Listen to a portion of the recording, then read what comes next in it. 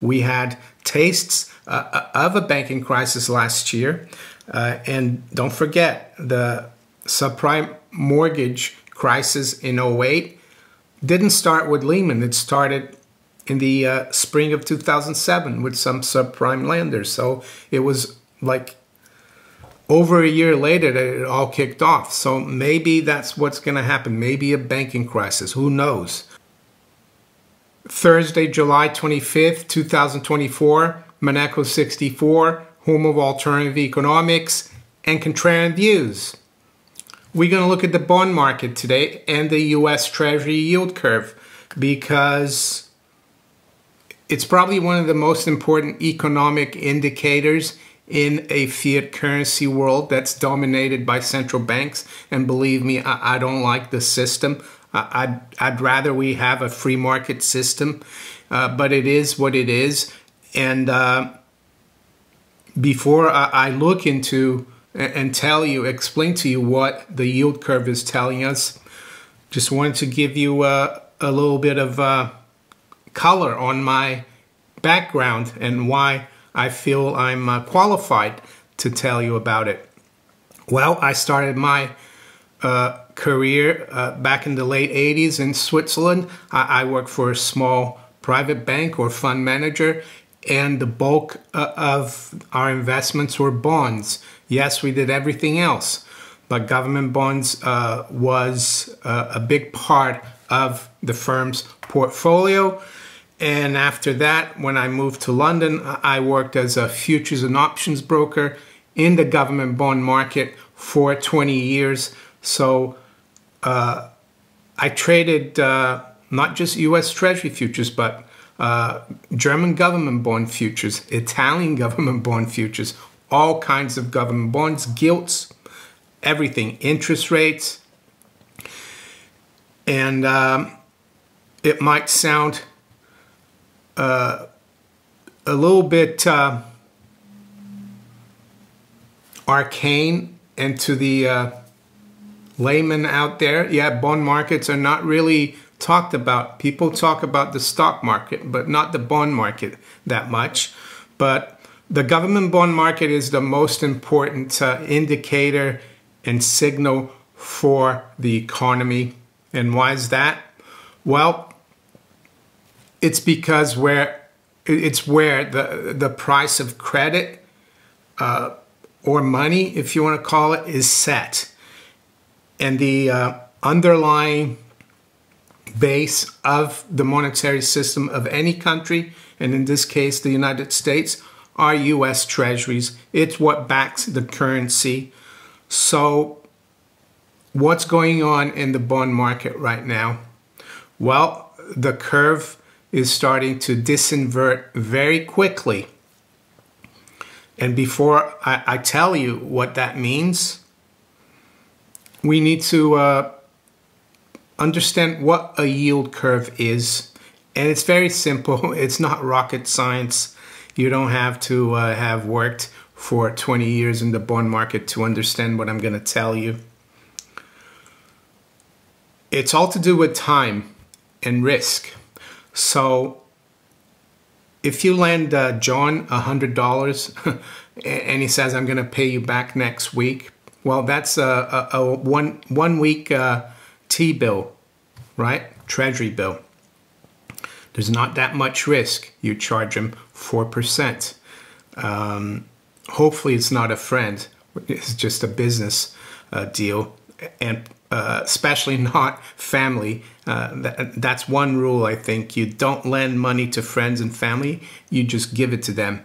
But anyway, let's say John came to you and he said, I need $100, but I can only pay you back in a year's time. Well, there's more risk. Over a year, a lot could happen. A lot more could happen than over a week. So you're going to charge him 4.5% or 5%.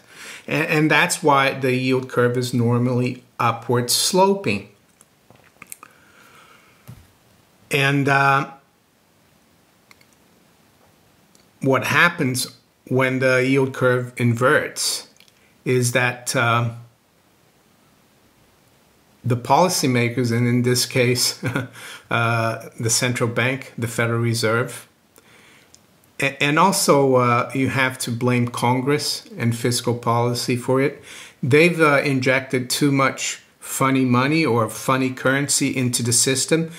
And what it leads to is overheating of the economy, higher prices. They call that inflation, but I would say the inflation is when the central bank and Congress, for example, they pump too much credit and money into the system, not backed by savings. That's what inflation is. The higher prices is the consequence of inflation.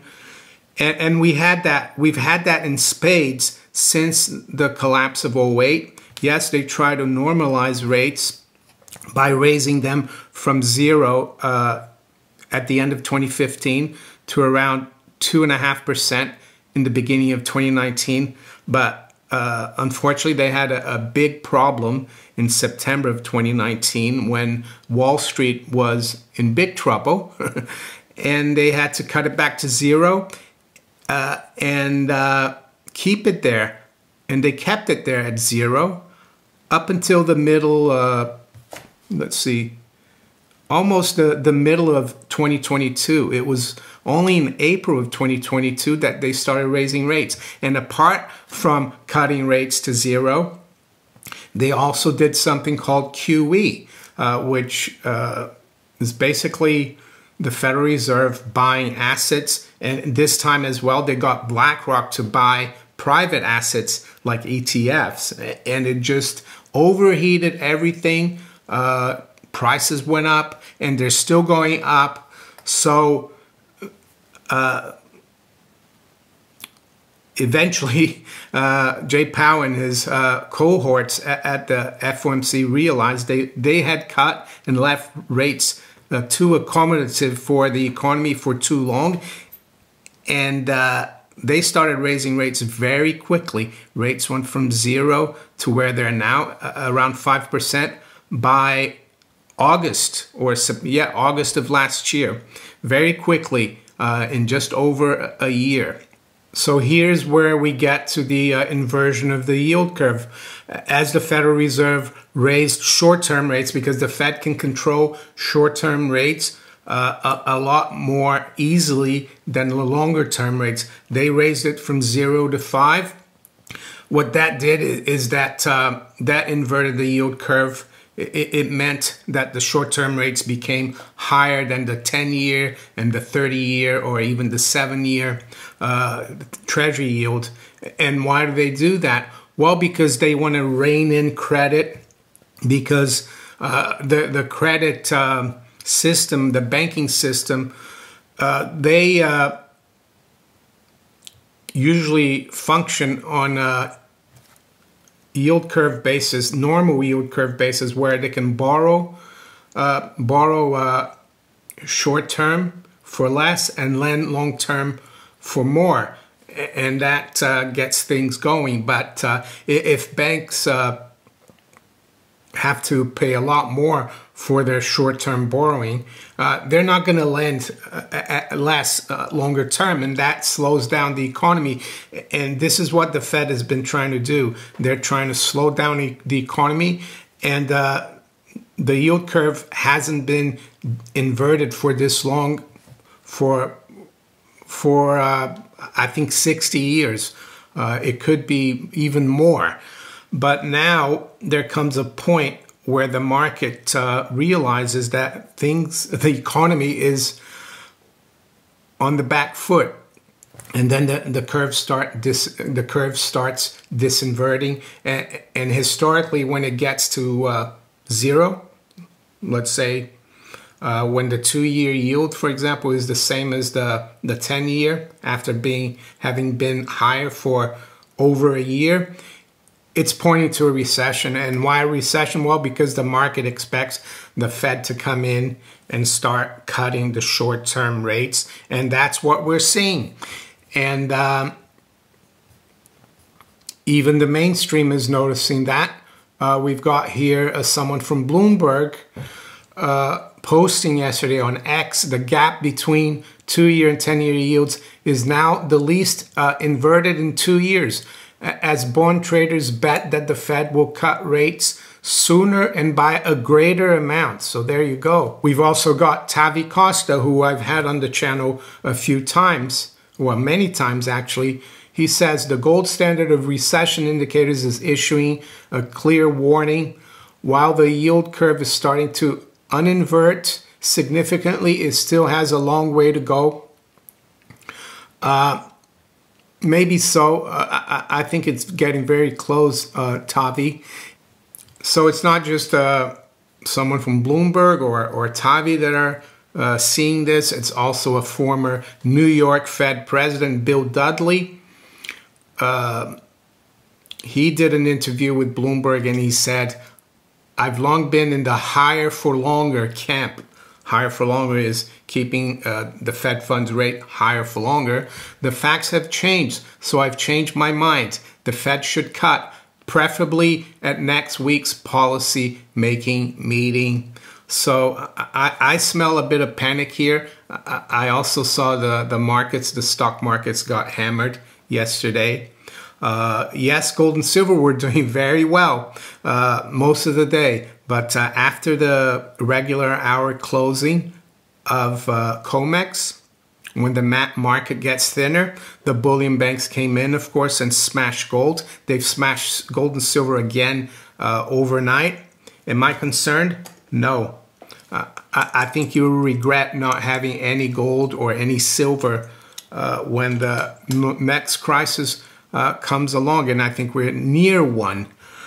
And today will be a very important day in terms of ascertaining where we are economically. And I like to stress that 1 month's economic data doesn't really say anything. It's more like the trend that matters. But we are seeing the trend, for example, in jobless claims.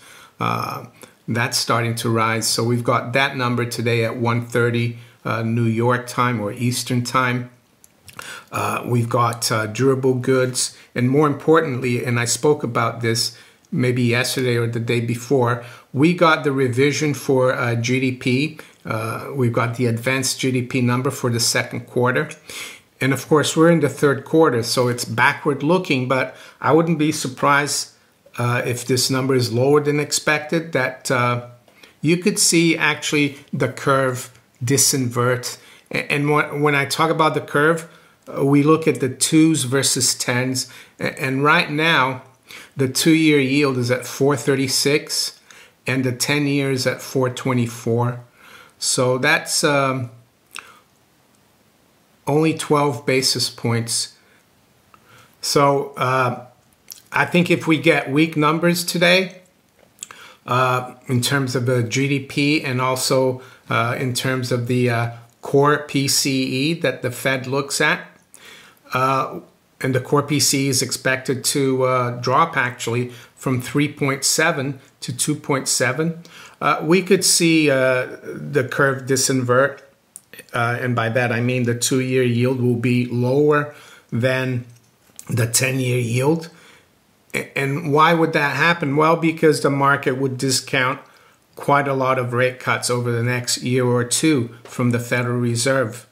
I think there's a 100% probability that they'll cut in September, but it looks like I haven't checked what Wall Street and the markets are pricing in for the 31st of August in terms of cuts.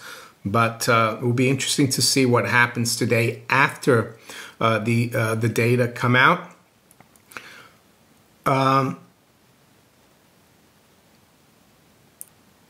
Is it guaranteed then that the markets will stabilize, the Fed will cut, and everything will be fine? No, because if you look historically, whenever there's a recession, there's a major crisis. And I would say the fact that the yield curve remained inverted for so long, as I said earlier, could mean that we could have even bigger accidents. Have you noticed how the crises have gotten worse and worse? We had the dot-com bubble crisis That was fairly big. Then we had the '08 crisis. That was kind of existential. And I would say the 2020 crisis was pretty bad. And they printed even more money. They kept rates low or even negative in some countries for much longer. And the debt has ballooned every time the debt balloons. So we'll have to see. I don't know what the crisis is going to be, when it's going to kick off. It could be another banking crisis. Who knows? We had tastes of a banking crisis last year.